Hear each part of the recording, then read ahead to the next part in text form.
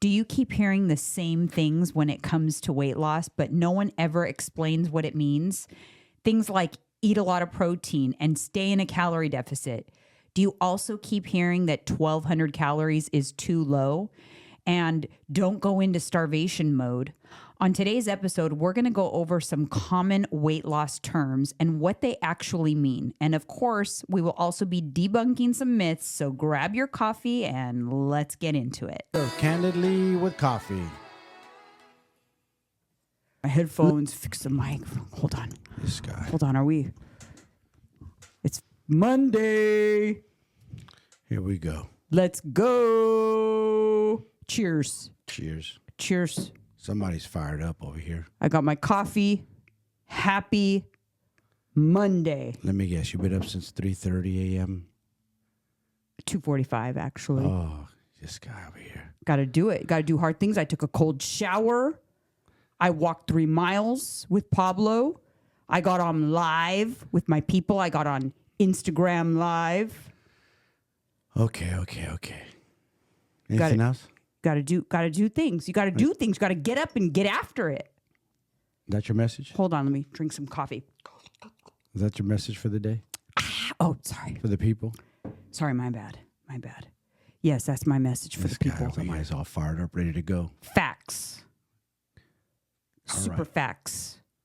What else you got to talk about? What else you want to tell the people? Facts. Let me fix my hair. This on my face. Let me play with it a little bit. Get it right for the camera. Not to get off topic, but... Okay, let's get on topic now. You guys, see what I put up with here? This guy. Chugging his water. Sorry. Trying to Thirsty. be all dramatic. Thirsty. He's always saying he's thirsty. You know, that's what I got to put up with, you guys. Let me fix my hair real quick. Ooh. See what I mean? I just raised my hand up. You see, this is why I think I did a very good job imitating you, and you just proved it right now. Proof. Happy Halloween Monday. Happy Halloween. How's it going? It's going. It's going? It's going. It's Got my going. workout in today. I'm happy. Got a good one in. Oh, that's good. I Yeah. did too. I had Orange Theory. That's good. Yes. All right, you guys. We just wanted to have a little fun with you guys because we did absolutely nothing for Halloween this year. So we decided to be each other for 5 minutes. And it was 5 minutes too long. Yes. Too long. 5 minutes. I don't like being her. And I don't me. I don't like being in your seat at all. Same here. It's annoying. It is. Anyways, a little bit of housekeeping is if you guys have not already given us a 5-star review, please do. The link is always in the description. It's always in the bio. And also subscribe to us here on YouTube if you have not already subscribed, because we have reached over 22,000 subscribers now. Hey. So thank if you're you. listening or watching and you have not subscribed, please hit that subscribe button. Hit it. Was Halloween magical for you when you were a kid? Of course it was.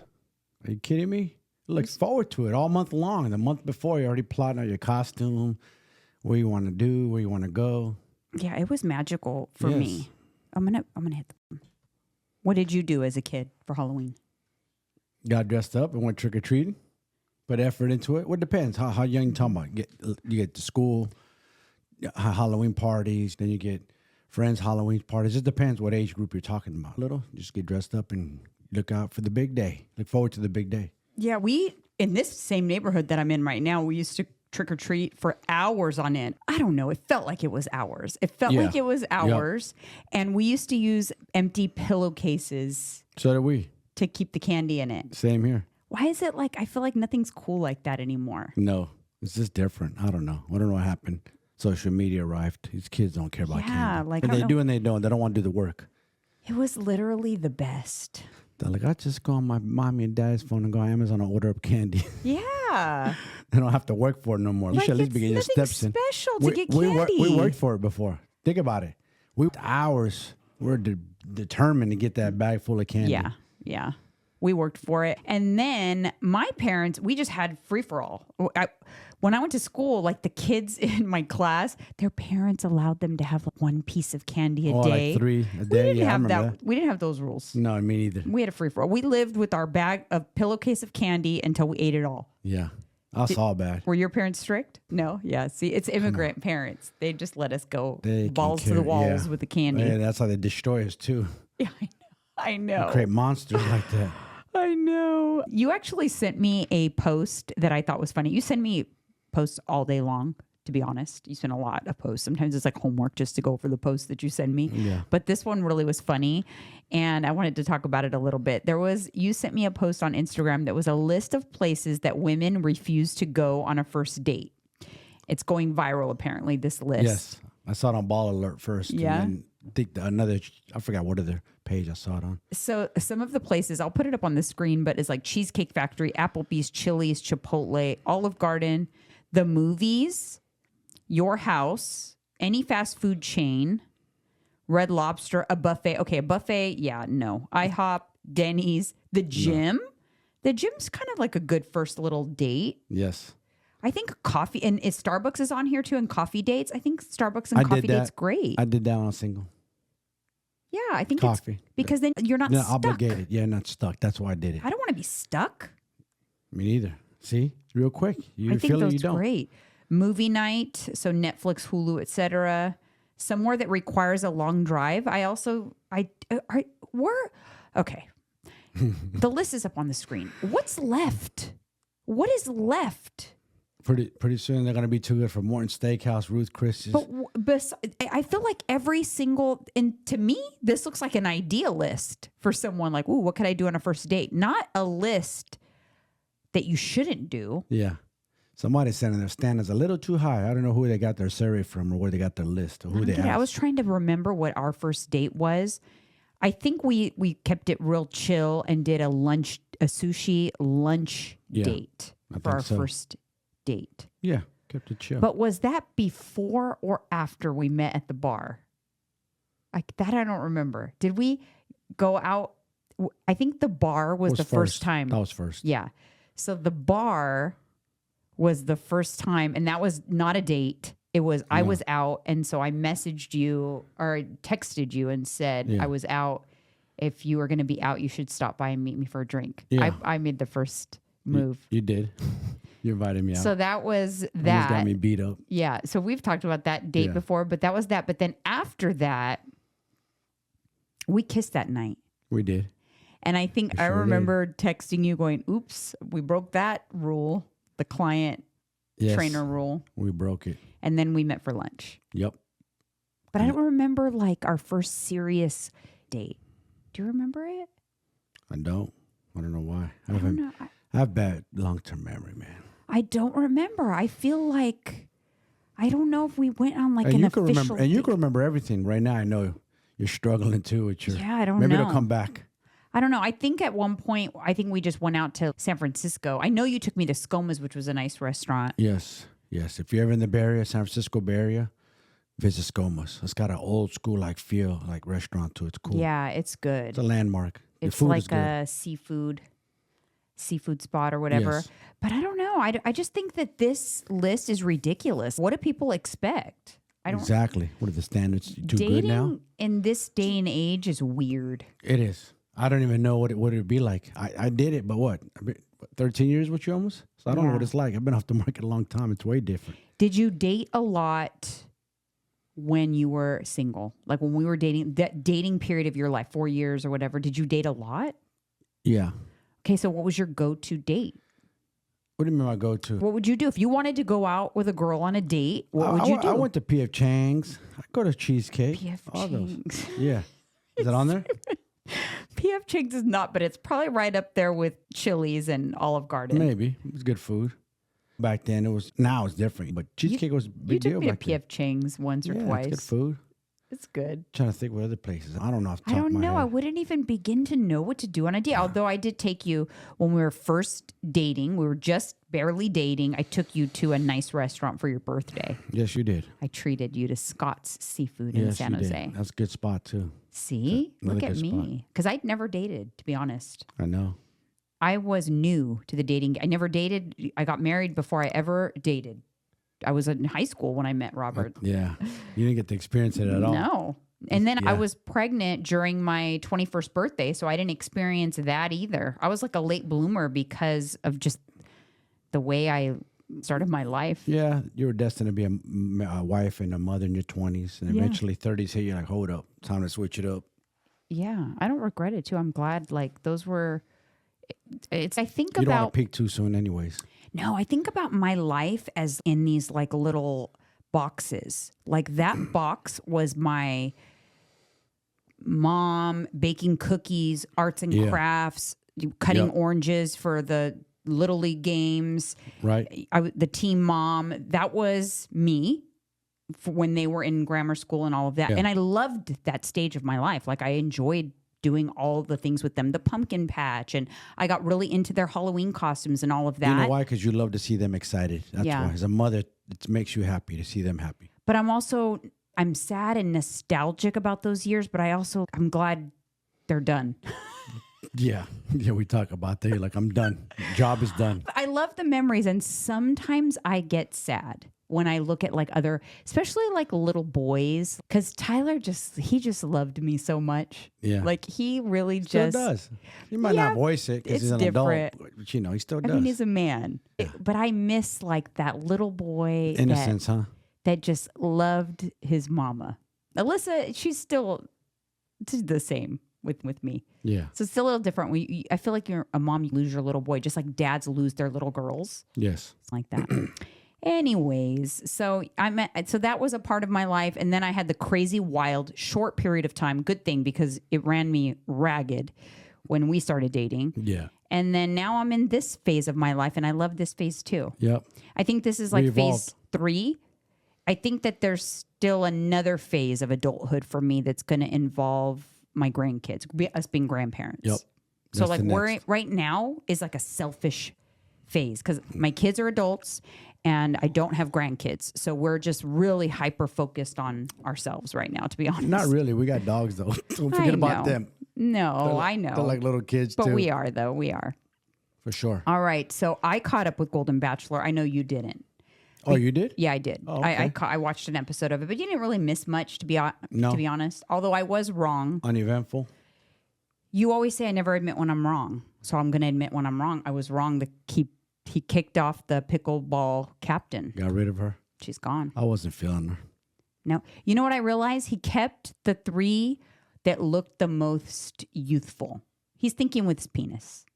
I think he kept the 3 that he found the most attractive physically, in my opinion. Huh. I think that possible because he kept the 3 that had brown hair. His ex had brown hair? She was brunette, but no, he kept the 3 that like don't look gray or older. In my opinion, they have a more youthful appearance. The 3, he kept the little Teresa one that's annoying, but she's petite and muscular with the dark hair. Stage 5 Klingon. Stage 5 Klingon, yes. Yeah. So he kept her, and then I don't know, it'd be interesting. Next episode is the hometown dates where he meets the families and all of that. That'll be very telling to see how he like meshes with the family. But now that I feel like he sounds like Kermit the Frog, I can't unhear it. Damn, you went there. That's funny. Yeah, he literally Kermit the Frog sounds like Kermit the Frog. Like I never thought about that. You're right. It's crazy. That is funny. And yeah, it's unattractive. Oh my God, that's hilarious. Kermit the Frog. All right, hot coffee topic. I want to talk about strange trends that I've been seeing. So I opened up my email yesterday, and there's literally an email from Skims that I thought was a joke. I thought it was a Halloween costume at first, or like an April Fool's type joke. It was Skims came out with nipple bras. Oh. Nipple bras. Look at it. So a bra that has a nipple molded into it. So that's fake nipple. Oh. I'll have it up on the screen, you guys. I thought people tried to hide their nipples. That's what I thought. Like nipple covers so that you don't show nipples through a shirt. Is Kim Kardashian trying to make nipples a trend? It's a bra with a molded nipple. Is it okay for kids to be looking at that? Yeah. Okay. Let me ask you something. From a male's perspective, is seeing a woman's nipple sexual? Like through a shirt? Is it arousing? Yes. Yes? It is. Men get turned on by that. So if their headlights are on. Yes. 100%. So maybe this is like inappropriate. I don't know. To me, I've never been one to care, honestly, if my nipples show or not, because I always say everyone knows I have nipples. So what's the difference? What about a man could have his shirt off, but a woman can't have her shirt off? It's just weird to me. You have nipples, so do I. We have nipples. It's the same shit. I know. You have breast tissue, so do I. You just happen to have more fat in your breast tissue than I have muscle in mine. I honestly, when I start to think about things like this, like it gives me makes my brain hurt. I know, right? But I wouldn't, would I buy a nipple bra? Absolutely not. Why would I want them on purpose? I want creepy ass men, especially older men. They're but creepy. sometimes my nipples show because I don't wear bras that have padding. And so if I'm cold, my nipples will show. I don't really freak out about it. Yeah. On that regard. But now that I never thought about it as if a man sees your hard nipples, he's going to be turned on by that. It's possible. Everybody's different. But like on that same topic of strange trends. So then I did a little research. You can also buy, not from Skims though, but you can buy camel toe inserts to give you a camel toe. Men definitely get turned on by that. 100%. They like the camel toe? And they talk about it too. I see a lot of camel toes I remember in the when gym. I first heard about that, I didn't understand as a kid, as a little kid. Oh, look at it. It's up on the screen, but you actually put it in your goodness. pants so that you can get a camel toe. Yeah, them kind of women want attention for sure, 100%. Why would you want to they put want that in your attention? pants? I don't know. To me, now look, the nipple thing, I would not be, the nipples don't bother me, but I definitely would not want to wear something that gives me a camel toe. So let me ask you this in reverse. So if you see camel toe in the gym, what about if men wear like tights, like supposed to wear my tights? Yeah, Do women look at men's crotches? No. I am speaking for myself. Women don't. They don't look at us like we look at you guys, huh? No, they don't. You guys- Listen, I could be wrong. Okay, I could be wrong. Yeah, but I you could think be. the majority of women don't fantasize about a penis. Like it's not something that's, yes, I can't wait to see his. Yeah, I see what you It's mean. different. I don't think that's, I also personally, now this is a personal, so I'm not going to speak for all women here. I'm speaking for me. A bulge or anything like that does absolutely nothing for me. I do not care whether. But that does a lot for men, 100%. Trust me. The camel toe? Oh, yeah. I've heard friends talk about it. They get turned on, dude. Guy talk. But is it embarrassing too? Are you embarrassed for the girl that's showing a camel toe or no, not really? You just think of it sexually and that's it? They think of it sexually. Men are dirty pigs. I don't know. Men get turned on by feet. You know what I'm saying? It's, men are just weird. So Weird fetishes. I can understand accidentally getting a camel toe. But what I do not comprehend is that someone would purchase a camel toe. All right, moving on. You know what that sound is? Yes, I do. Hold my coffee. Uh-oh. Here we go. For the most part, people were behaved, although I put up on the screen just a few quick comments from people on some of our shorts. Someone said, Edward Castillo says, y'all retarded as F.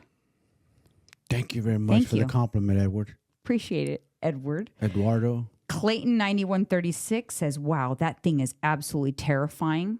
He's talking about the video that I poked fun at plastic surgery.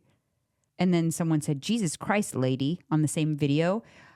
Do you really think that do you think they think that was real? You know, where it showed that my face was overfilled? Babe, I hope they don't think it's real. There are some special kind of people in this world. Dumb. Yeah. Like, it's a joke, people. Take a freaking joke. People are just not. Your hand's in my camera. Oh, it's okay. All right. My hand is okay. Just not my face. Is my face in it? No. Okay. Take a joke. That's what I got to say. These people. I'm not going to say nothing. No, don't. I'll stay quiet on this one. But still, it is true. One thing realize special. doing this kind of podcast, you guys, is just that people are so sensitive. Yes, they Anyways, I think it's great for me because I need content because everyone kind of behaved themselves. There was no, what was her name? Betty? There was no bitter Betties. No this bitter time Betties. around. I like that. Bitter Betties. All right. Moving on to Comment Corner. First one comes to us from a beauty addict, and she says, I'm your age and went through menopause after a hysterectomy. I'm stuck with 30 pounds, but I just found you. I was feeling defeated, but you give me hope. I'd love to follow your journey and learn along the way. Thank you for being here. Thank you for being here. And I hope I do help you and we can learn together, because I'm going to share. I'm learning as I go on this stuff. I'm not an expert, but I'm learning as I go. That's for sure. It's called gamming yourself up. Yeah, for sure. Next one comes to us from Tay Stay Pink. The quality of your videos and podcasts have been improving rapidly. I'm so excited for you guys, and thank you for the inspiration. I just was so grateful for that comment, just because I'm working hard on improving things around here. So when someone notices, it just makes me feel good. Makes you feel appreciated. Yeah, because I'm a one-man pony show over here. Yes, you are. That's true. I'm the producer and the videographer and the editor. Setting up the lights, setting up all the technology, all the director. Editing. Yes, everything. So I do appreciate it, because I do want to create a good listening and viewing experience for our listeners, because I don't know. We appreciate you guys. I do. I really do. Okay, the next one, Dawn A says, I've been binge watching your podcasts, and I really think y'all need merch of Mike's sayings. Facts, let's go, and not to get off topic. I would definitely buy it all. That's a good idea, honestly. I'm really going to take notes of that. You cracked me up because you do have sayings. Obviously, you guys saw the opening scene of this video. Mike is very easy to make fun of, but one thing I love about you is you let me make fun of you. Yeah, don't bother me. It doesn't bother you, which is nice. I know some men get sensitive. They don't like that. Yeah, they get butthurt. People yes, they'll take it for a little bit and then they'll be like, oh, you hurt my feelings. I'm like, no, oh my God. You didn't hurt my feelings. That's okay. I am who I am, and I'm not going to change who I am. Yeah. This is what you get right here, what you made. That's okay. I'm happy with it. All right. So let's get on to weight loss and fitness terms explained. You know what it annoys me a lot of times is a lot of people, and we're guilty of doing this, is continue to use those like fitness and weight loss buzzwords and terms with no explanation around it. And I feel like it must get frustrating for people that they hear this kind of stuff and they're like, okay, that's great, but what the heck does that mean? Jargon? Yeah, jargon. Yeah, just sayings. And sometimes people, I feel like, want to sound important, so they say big words in this space. I'm trying to make it sound complicated. So I just wanted to go over some common ones just to help you guys out, because I know that can be annoying. I know for me it was annoying. I remember people would talk about macros and I would just be like, what? But what is macros? And no one ever could explain to me what macros was. And so I just... Sounds like gibberish. Yeah. So that's why I wanted to go over some of these terms. So the first one I want to talk about is when people say, eat a lot of protein, just eat a lot of protein. No. But do they say why? Like, why do you need to eat a lot of protein? But why, Jeanine? But why? And because everyone just says eat protein, but they never explain why. You need to eat protein to support and sustain your muscle mass and to support muscle growth. So the macronutrient of protein is, think about it like Legos. Like amino acids that are in protein are like Legos that build your muscles. Yes, like little Legos, building blocks.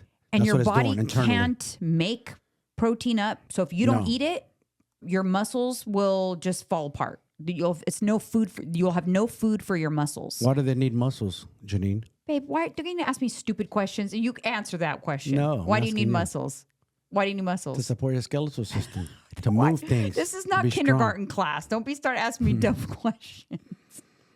I'm going to ask you more dumb questions. So just to annoy think you. about it. It's like the food that feeds your muscles. And if you don't consume it, your body does not make it on its own. Now, if you don't consume carbs, your body can convert protein into carbs. Yes, it can. So it'll break down your muscle tissue. Yeah, it'll utilize it basically. Yes, as an energy source. So as an energy source, yes. Carbs is the only macronutrient that, like, if you don't eat, your body can make up for it. But your body needs protein for your muscles, and you need fats for nutrient absorption and cognitive health and things like that. The thing about fats, why you don't hear people say eat a lot of fats unless you're on like keto or something, is because you don't need to eat a ton of fat. You just need to satisfy the minimum fat intake. You need to get a minimum. Usually around 20 to 30% of your total calorie intake should come from fats. And it's easy to do because fats are very calorie dense. But the reason why people say eat a lot of protein is because most people undereat protein. And then you'll lose muscle if you undereat protein because you're starving your muscle. Think about it that way. It's crazy. A lot of people undereat protein. Even men. You would think men, big steak eaters, no.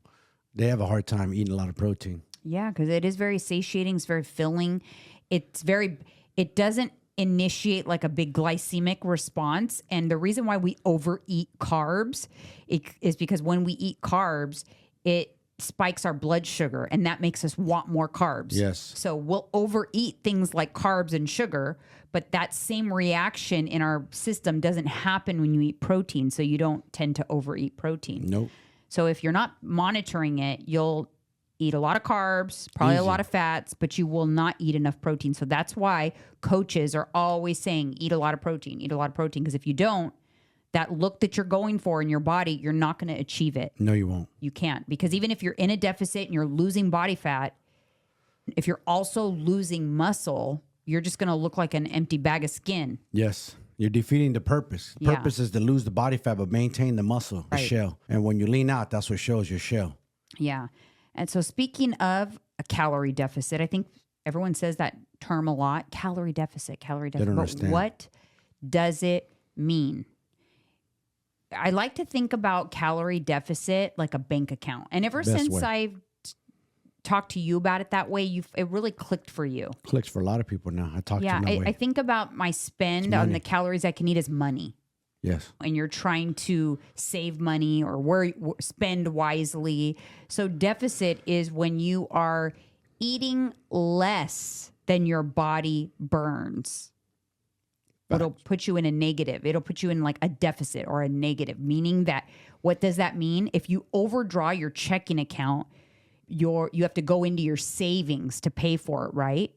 So if you overdraw with your calories, your body has to go into fat storage to make up for it. So that's how I like to think about it. If you go into a surplus, like you have tons of money, you had enough money to pay all your bills and you're going to save some money, your body will store that savings as body fat for a rainy day. Yes, it will. And so that's how I like to think about calories. In whatever direction you're thinking about it is a spend.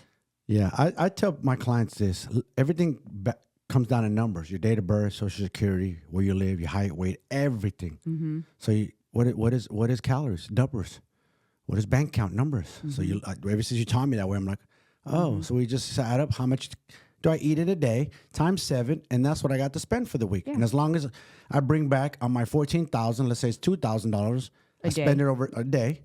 I have 7 days. That's $14,000. As long as I bring back more money than I left with, my return on investment is good. Yeah, I hit my protein goal, and I stayed under my balance. I didn't go negative, as you say. I'm winning each day. So if you're given like a daily allotment, say it's 2,000 calories a day. So think about it like $2,000. Yes, took over $2,000. If you think about it like money, it helps you make better decisions. Because if you think about it, if you know you have $2,000 to spend, and you, right in the morning, you go to Starbucks and you look at a Frappuccino and it's $800, 800 calories. Yes. Then you look at the pastry that you usually get and it's another 500 calories, dollars.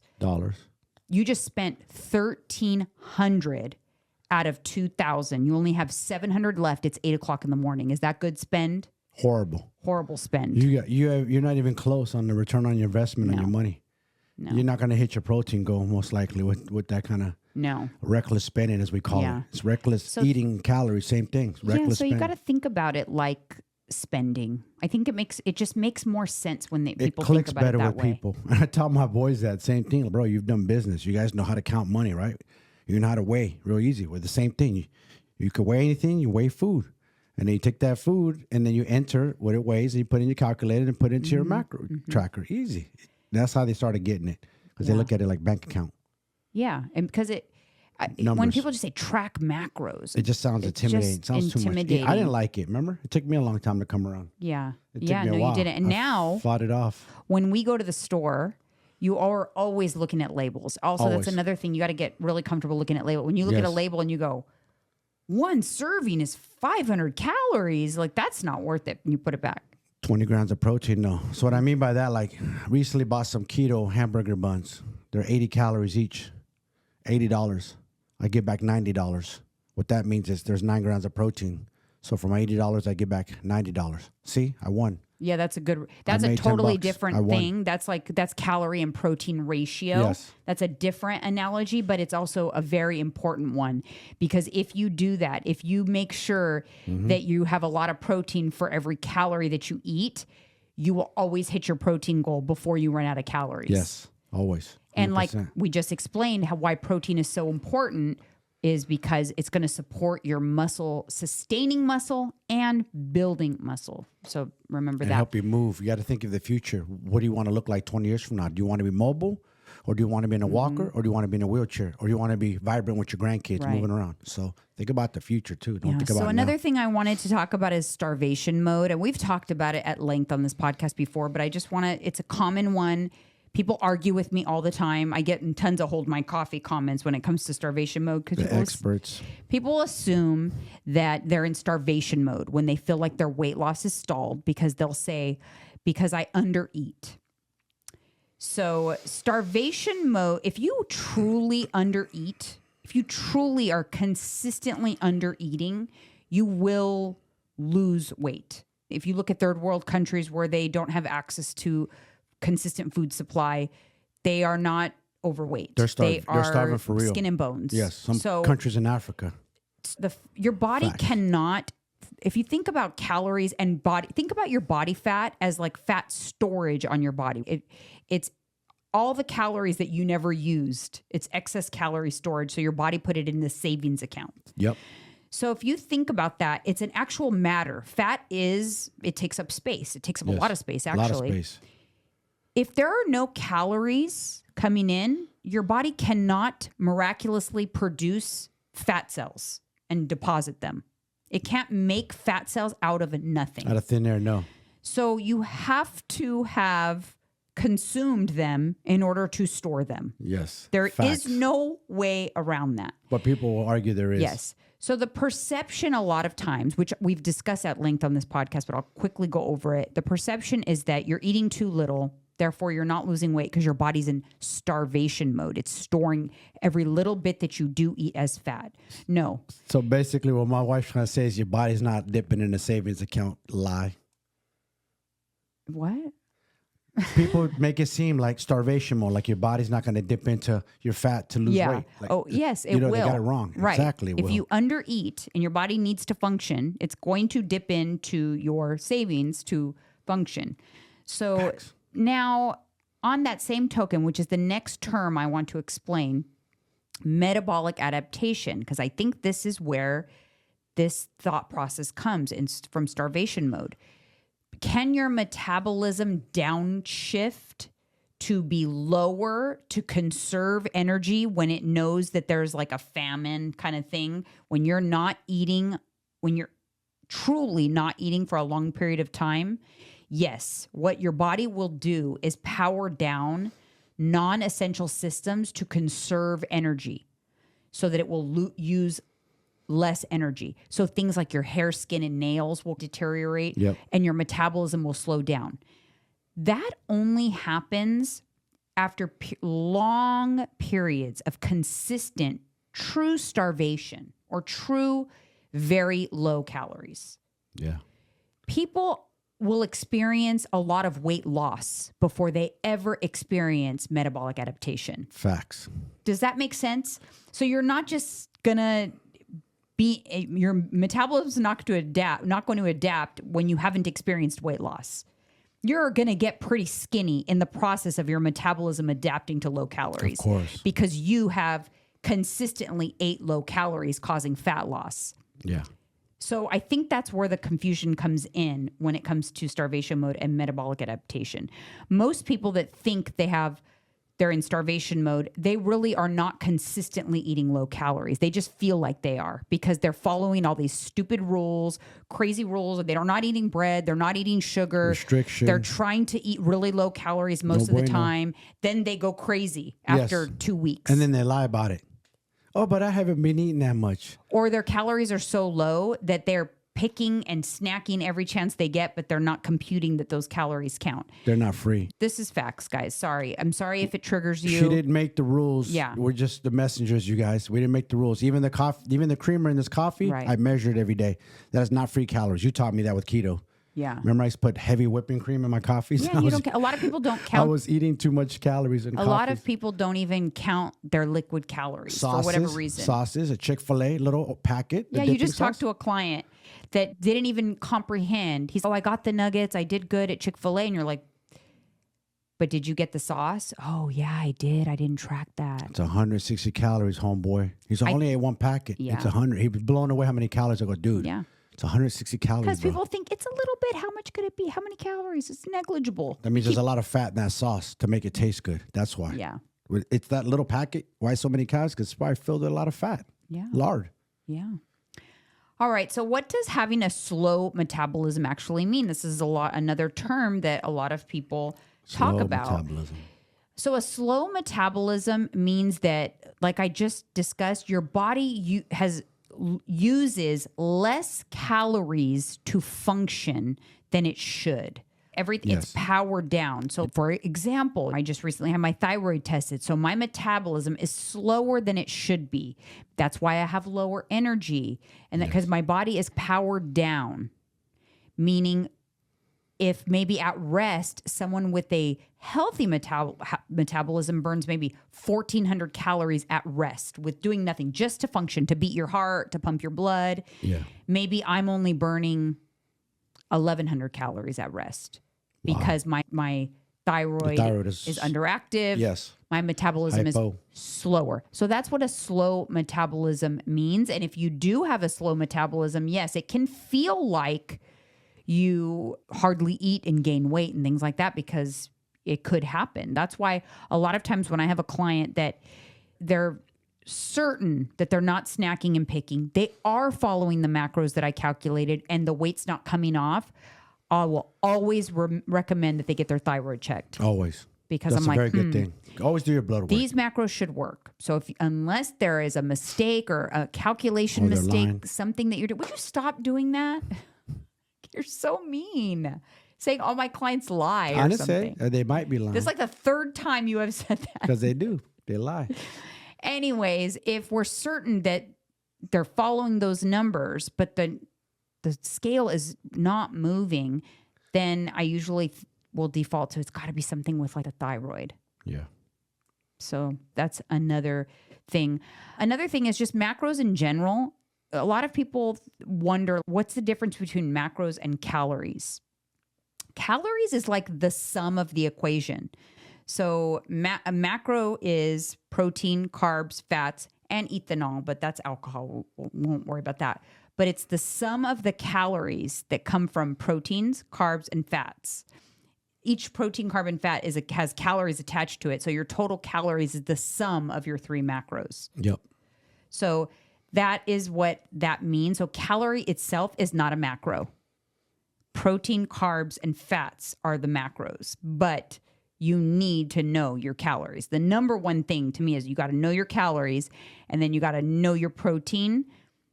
The fats and the carbs will naturally, automatically make up the rest of the equation. Yes, it will. So you don't have to track it, but it doesn't mean they don't matter. It's just like it's not necessary to track it for 90% of the people that are trying to lose weight. So I like to not worry about those with most people that are just lifestyle trying to lose weight because it's not necessary. No, it's not. You told me that and I didn't understand. I was like, what?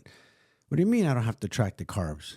How are you going to know then? I didn't understand it because don't worry about it. If you're staying within your calories, the carbs kind of, and then what do I have you do? I have you look at your graph at the end of the day. It's always about the same. Yes. Because it just will make sense. You just have to trust because sometimes if you try to understand too many things at once, your brain will shut down and you'll get overwhelmed. You won't want to do it. You give up. No. So I like to keep things super simple, but calories are not a macro. That's another common thing. Okay, another one is, why do you gain weight when you first start working out? Most people think, oh, I'm gaining muscle. No, you don't gain muscle that It's fast. not that fast, I wish you it was guys. true. I wish that were true. Maybe if you hit it hard and you're going to get newbie gains and you're on a consistent program for a month, might you see 1 pound of muscle gain? Yes, that's 1 pound. So when you step on that scale after 2 weeks of working out and you're up 3 pounds and your coach says, oh, don't worry, your program's working so good, you're gaining all that muscle. No, that's not why. No, That's not why. And they just don't want to explain it to you. that's true. If you think about this, when you work out, you're creating inflammation in your body. That's what you do. You're actually creating micro tears in your muscles. Yes. And when they repair back together, if you have enough protein, the Legos we talked about early on, they'll repair back ever so slightly larger. But the inflammation itself from the injury causes fluid retention, which will show on the scale. It's almost like swelling. Think about swelling after a surgery. Have you ever stepped on the scale after you've had a surgery or you're swollen or sprained ankle and you see it go up? It's because when you have inflammation, when you have swelling in the body, it shows on the scale because it's fluid, additional fluid. Interesting. I never looked at that way. Yeah. So when we work out, like after a heavy workout, if you do nothing and you work out heavy and you weigh yourself after your workout, you're actually going to be heavier right after, immediately after a workout from inflammation.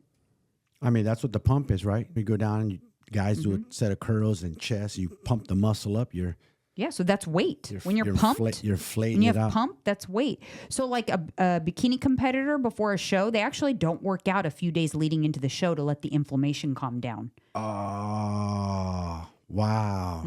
I never knew that. Something new you learn. That's crazy. So you didn't work out leading up to the show? No, peak week usually do not work out. Maybe a little, pump a little blood into the muscles, but nothing major because you don't want the inflammation that comes from working out. So that's why when you first start working out, you really do see that shift on the scale. That's why you can't worry about it. You have to just remember the scale is a data point.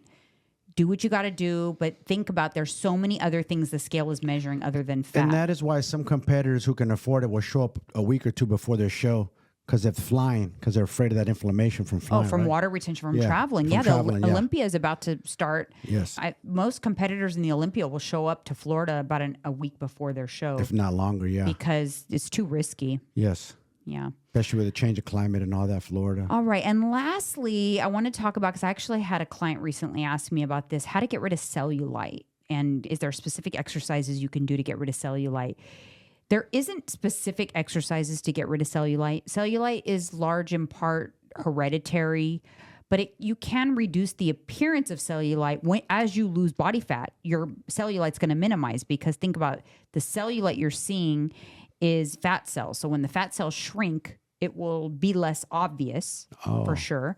Also, as you build muscle and you just create, your skin is tighter if you have more muscle. Yeah. That will help minimize the appearance of cellulite. But there are not any targeted things you can do to reduce cellulite. It has something to do with like your connective tissue and the way and how close your how much subcutaneous fat you have and how close it is to the surface, the density of your skin, if you have thin skin, thick skin, all of that. I'm prone to cellulite. I've always had cellulite.